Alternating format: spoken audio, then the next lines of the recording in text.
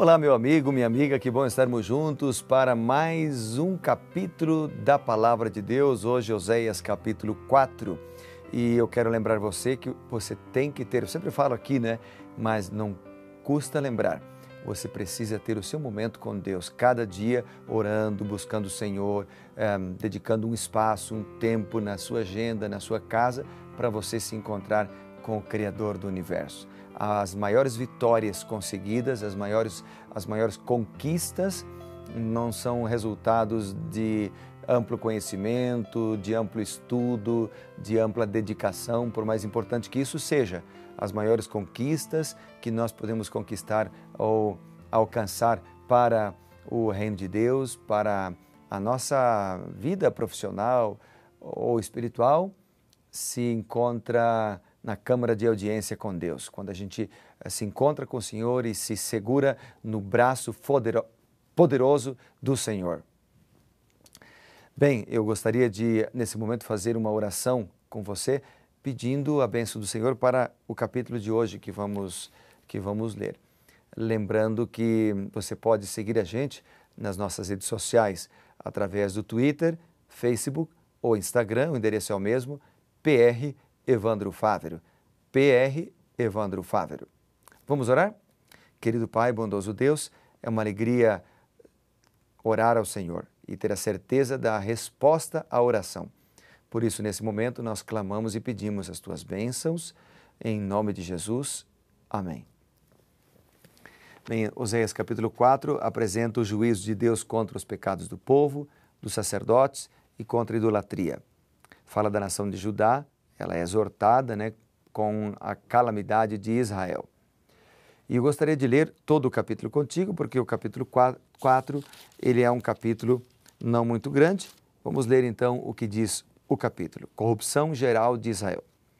Ouvi a palavra do Senhor, vós filhos de Israel, porque o Senhor tem uma contenda com os habitantes da terra, porque nela não há verdade, não há amor, não há conhecimento de Deus.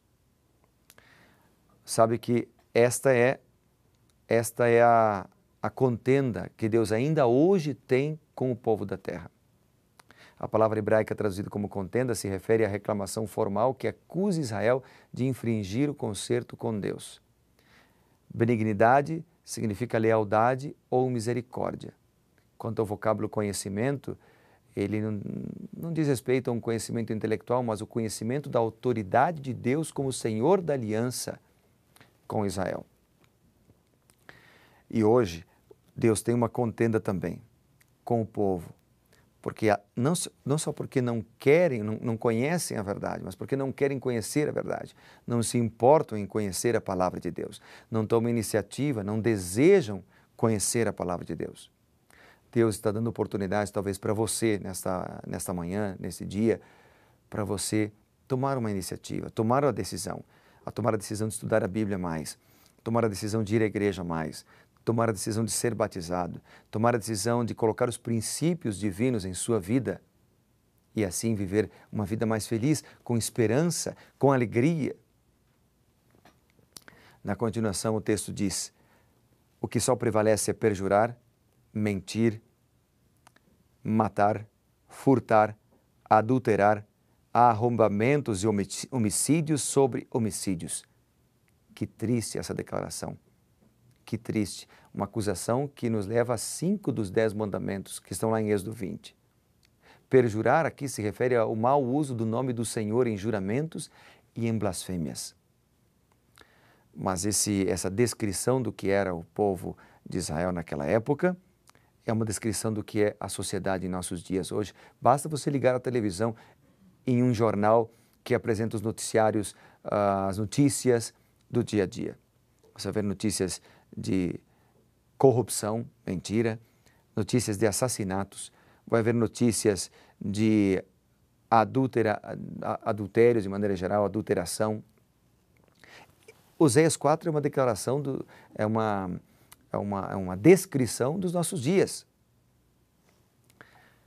Continuando, o versículo 3 diz: por isso a terra está de luto, e todo o que mora nela se desfalece, com os animais do campo, com as aves do céu, e até os peixes do mar perecem. Até os peixes do mar perecem. Uma seca atingiria a terra, prejudicaria os seres de 3 esferas básicas da existência, a terra, o céu e o mar. Mas aqui é mais amplo do que isso. Aqui está falando de que a terra está de luto porque a humanidade está corrompida. Está corrompida. O verso 4 diz, todavia ninguém contenda, ninguém repreenda, porque o teu povo é como os sacerdotes os quais acusa.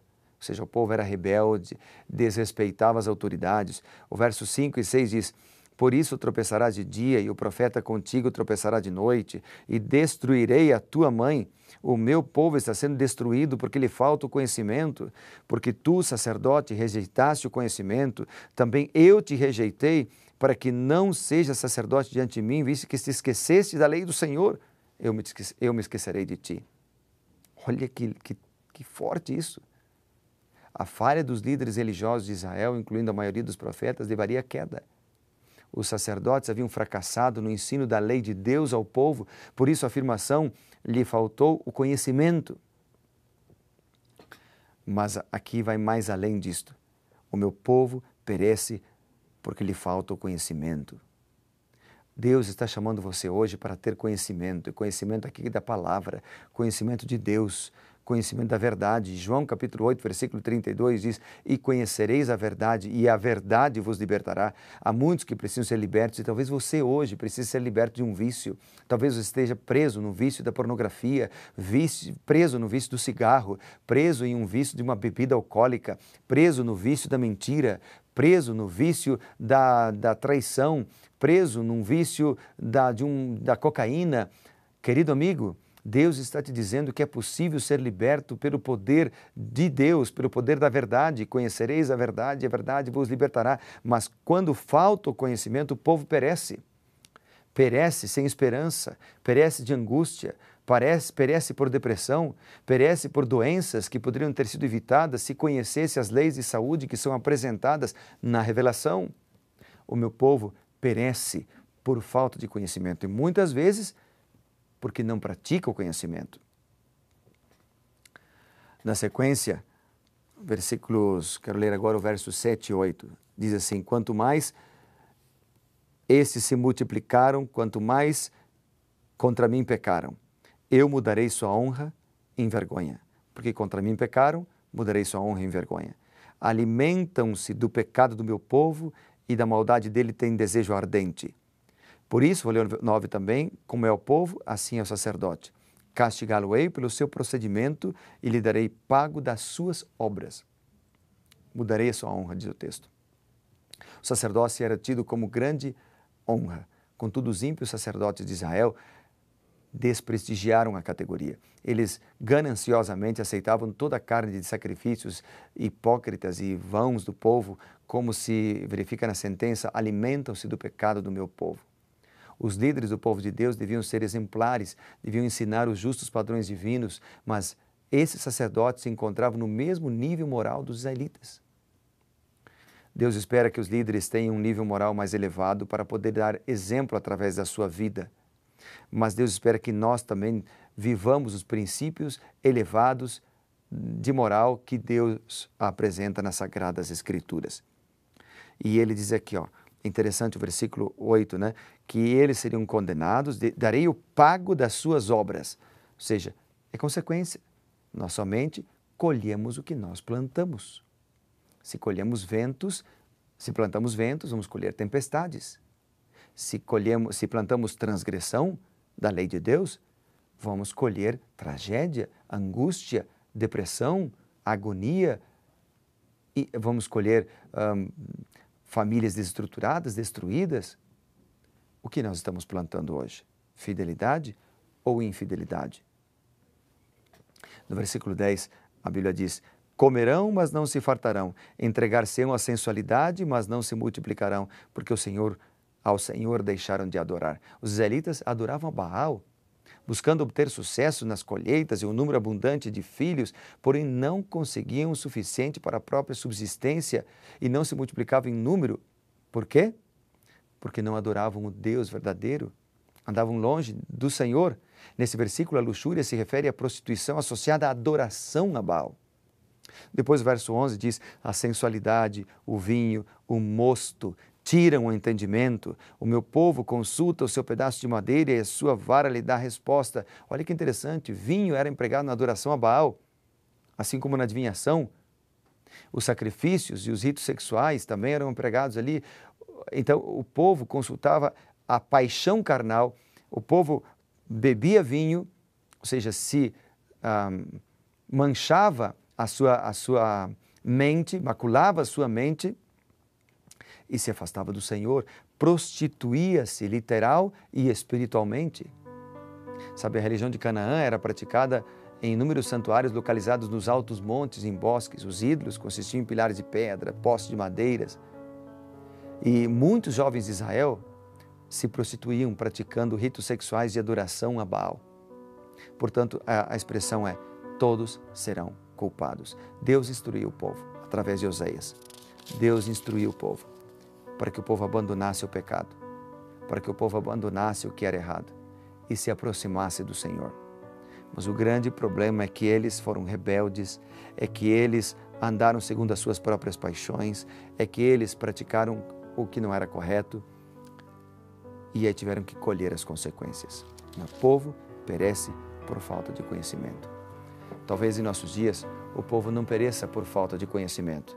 Talvez em nossos dias muitos perecem por não praticar o que conhecem. Há duas coisas aqui. Deus nos chama a conhecer a palavra e a praticar a palavra. Depende de você agora. A escolha é sua. Se você decidir praticar, se você decidir escolher conhecer, Deus o abençoará. Conhecereis a verdade e a verdade vos libertará. Oremos por isso. Querido Pai, não queremos seguir o caminho desses sacerdotes ímpios e do povo que voluntariamente decidiu se desviar dos caminhos. Nós queremos ser fiéis. Portanto, abençoa-nos nesta hora. Dá-nos da Tua sabedoria para que possamos, ó Pai, sermos transformados pelo Teu conhecimento, conhecimento da verdade que transforma vidas. Em nome do Senhor Jesus. Amém. Deus te abençoe, querido, e lembre-se, seja sempre reavivado por Sua palavra.